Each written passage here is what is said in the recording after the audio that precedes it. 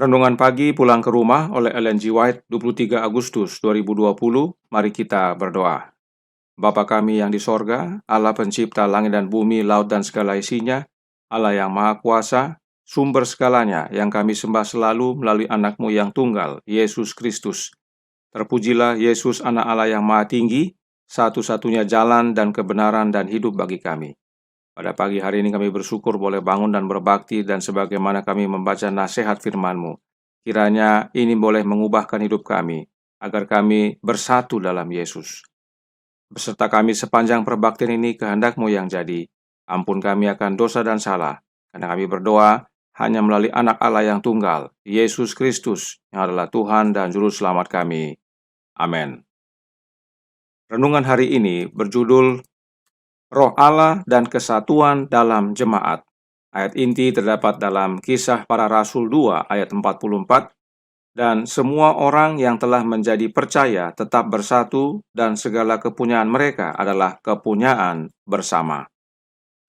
Kristus menyatakan bahwa pengaruh Roh Suci akan ada pada para pengikutnya sampai kesudahan. Tetapi janji itu tidak dihargai sebagaimana mestinya.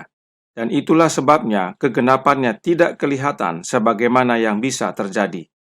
Janji roh adalah suatu perkara yang kurang dipikirkan orang, dan akibatnya ialah hanya apa yang dapat diharapkan. Kekeringan rohani, kegelapan rohani, kemunduran rohani, dan kematian. Perkara-perkara kecil memenuhi perhatian dan sangatlah kurang kuasa ilahi yang perlu untuk pertumbuhan dan kemakmuran jemaat dan yang akan mendatangkan berkat-berkat lain meskipun ditawarkan dengan sangat limpahnya. Tidak adanya Roh Suci menjadikan pelayanan Injil tidak berkuasa. Pengetahuan, talenta, kefasihan, setiap karunia bawaan atau yang dikembangkan mungkin dimiliki, tetapi tanpa kehadiran Roh Allah, tidak ada hati yang terharu, tidak ada orang berdosa dibawa kepada Kristus. Sebaliknya, jika mereka dihubungkan dengan Kristus, jika karunia roh ada pada mereka, murid-muridnya yang paling miskin dan paling kurang pengetahuannya sekalipun akan mendapat suatu kuasa yang akan memengaruhi hati. Allah menjadikan mereka saluran untuk mengalirnya pengaruh yang tertinggi di semesta alam. Semangat Allah menggerakkan murid-murid untuk menyaksikan kebenaran dengan kuasa besar. Tidakkah semangat ini membakar hati kita dengan tekad hendak memasurkan cerita kasih penebusan tentang Kristus yang sudah disalibkan? Bukankah Roh Allah datang hari ini juga sebagai jawab terhadap doa yang sungguh-sungguh dan tekun dan memenuhi manusia dengan kuasa untuk bekerja? Kalau demikian, mengapa jemaat begitu lemah dan tidak bersemangat? Bila Roh Suci mengendalikan pikiran anggota-anggota jemaat kita, maka akan kelihatan dalam jemaat-jemaat kita suatu standar yang jauh lebih tinggi dalam pembicaraan, dalam pelayanan, dalam kerohanian, daripada yang kelihatan sekarang. Anggota jemaat akan disegarkan oleh air kehidupan, dan para pekerja yang bekerja di bawah satu kepala, Yesus Kristus, akan menyatakan Tuhan mereka dalam roh, dalam perkataan, dalam perbuatan, dan akan memberanikan satu dengan yang lain untuk maju ke depan dalam pekerjaan mulia yang dalamnya kita melibatkan diri. Persatuan dan kasih akan bertambah-tambah, dan hal ini akan menyaksikan kepada dunia bahwa Allah telah mengutus anaknya mati untuk menebus orang berdosa. Kebenaran ilahi akan ditinggikan, dan sementara kebenaran itu bercahaya seperti lampu yang menyala, kita akan mengerti lebih jelas dan lebih jelas lagi. Nasihat bagi jemaat, halaman 140 dan 141. Saudaraku dalam Tuhan, renungan hari ini sangat berhubungan dengan nasihat renungan sebelumnya, seperti pelajaran tanggal 3, 6, 9, 10, 14, dan 18 Agustus. Nah, renungan hari ini dikutip dari buku Counsels for the Church bab 15. Untuk menolong memahami lebih baik, kita baca cuplikan bab 4 dari buku yang sama. Counsels for the Church halaman 43 paragraf 2 berkata, Allah menyerukan perubahan di antara umatnya.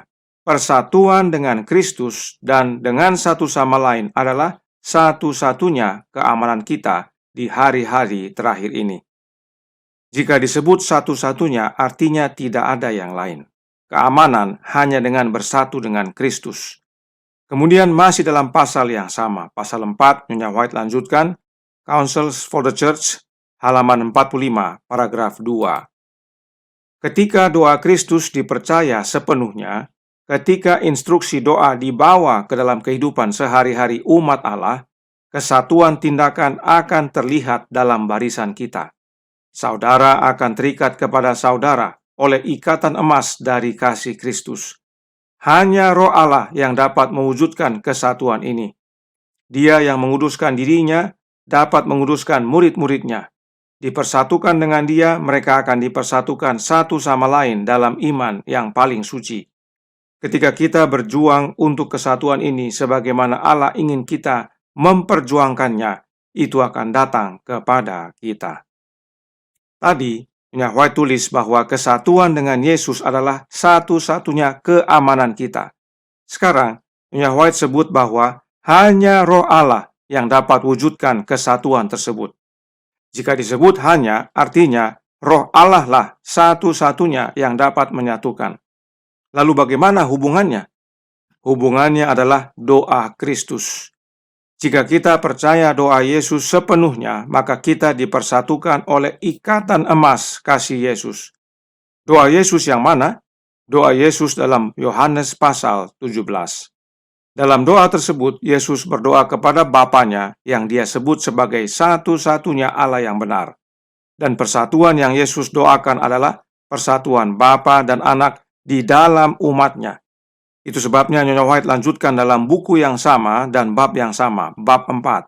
Counsels for the Church, halaman 45, paragraf 3, berkata, bukan sejumlah besar institusi, bangunan besar, dan tampilan luar yang Allah tuntut, tetapi tindakan harmonis dari orang-orang kesayangan, orang-orang yang dipilih oleh Allah dan berharga, bersatu satu sama lain. Hidup mereka tersembunyi dengan Kristus di dalam Allah. Umat Allah yang bersatu, hidup mereka tersembunyi dengan Kristus di dalam Allah. Kenapa tersembunyi dengan Kristus?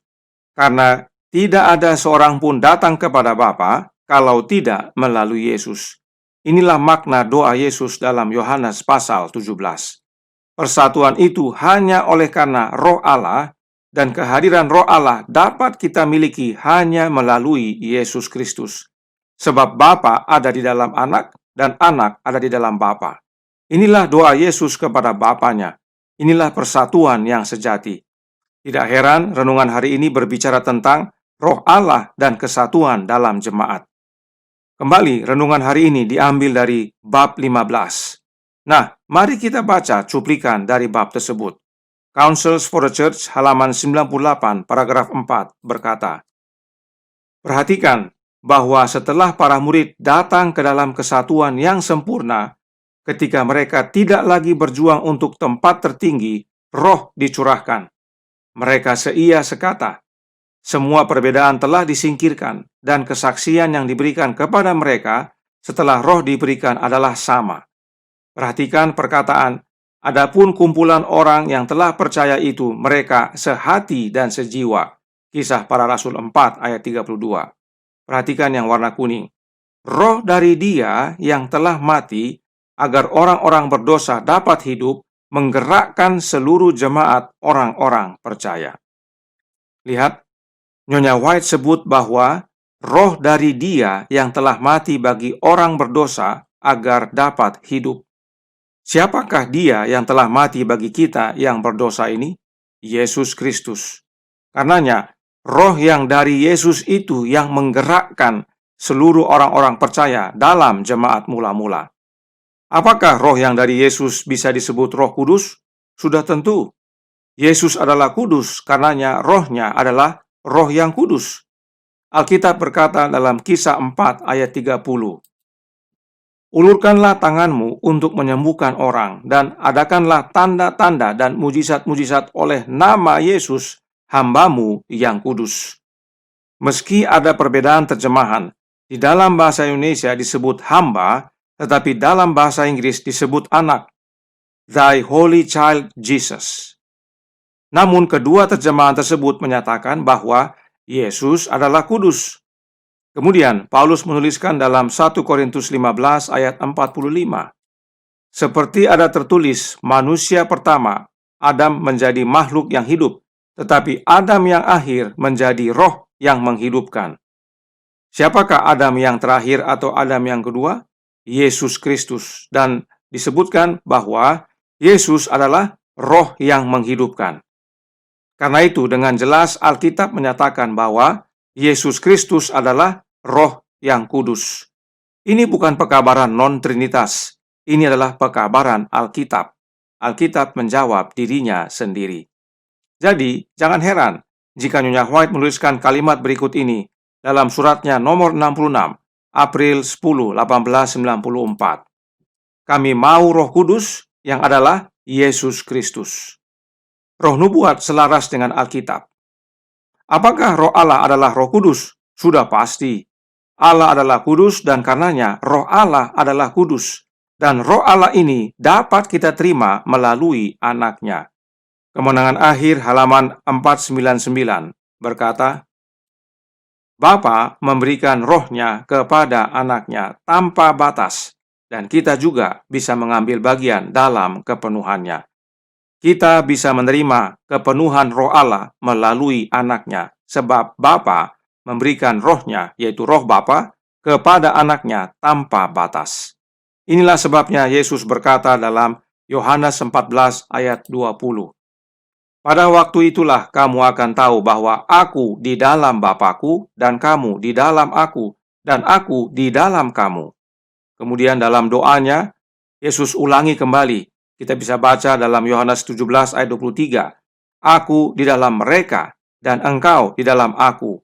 Inilah doa Yesus kepada Bapanya, supaya mereka sempurna menjadi satu, agar dunia tahu bahwa engkau yang telah mengutus aku dan bahwa engkau mengasihi mereka sama seperti engkau mengasihi aku. Luar biasa doa Yesus ini. Renungkan dan perhatikan. Bapa di dalam anaknya melalui kehadiran rohnya, yaitu rohnya Bapa, dan anak di dalam kita melalui tinggalnya roh anak Allah di dalam hati kita. Inilah roh yang menyatukan jemaat. Inilah pentingnya terhubung dengan Kristus yang adalah pokok anggur yang benar. Sebab dengan bersatu dengan Yesus, kita menerima rohnya. Dan dengan menerima roh Kristus itu sama dengan menerima roh Bapanya. Sebab Bapa di dalam anaknya dengan memberikan roh Bapa tanpa batas.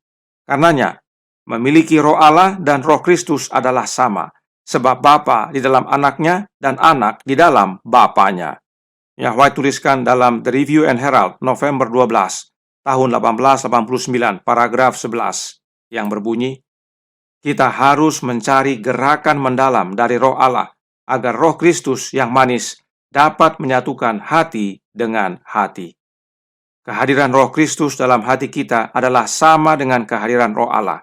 Sebab Allah Bapa telah karuniakan rohnya di dalam anaknya. Inilah yang menyatukan jemaat. Inilah yang menyatukan hati dengan hati. Dan inilah yang memampukan jemaat menyaksikan kebenaran dengan kuasa yang besar. Tuhan memberkati. Saya bawa dalam nama Yesus. Amin. Mari kita berdoa. Bapa kami yang di sorga, Allah pencipta langit dan bumi, laut dan segala isinya, Allah yang maha besar, maha kuasa, sumber segalanya, yang kami sembah selalu melalui anak-Mu yang tunggal, Yesus Kristus. Terima kasih atas nasihat roh nubuat dan Alkitab yang sangat baik bagi kami. Penting bagi umat Allah pahami, agar jangan salah menerima roh. Yang kami mau adalah roh kudus, yang adalah Yesus Kristus. Kami perlu roh Yesus dalam hidup ini, sebab roh yang sama yang menggerakkan jemaat mula-mula menjadi bagian kami di zaman akhir ini. Agar kami dipersatukan sebagai umat-Mu, umat kesayangan-Mu, dan mengabarkan kebenaran dengan penuh kuasa. Tolong kami ya Bapa, beserta kami ya Yesus, kehendak-Mu yang jadi, ampun kami akan dosa dan salah, karena kami berdoa hanya melalui Anak Allah yang tunggal, Yesus Kristus, yang adalah Tuhan dan Juru Selamat kami. Amin.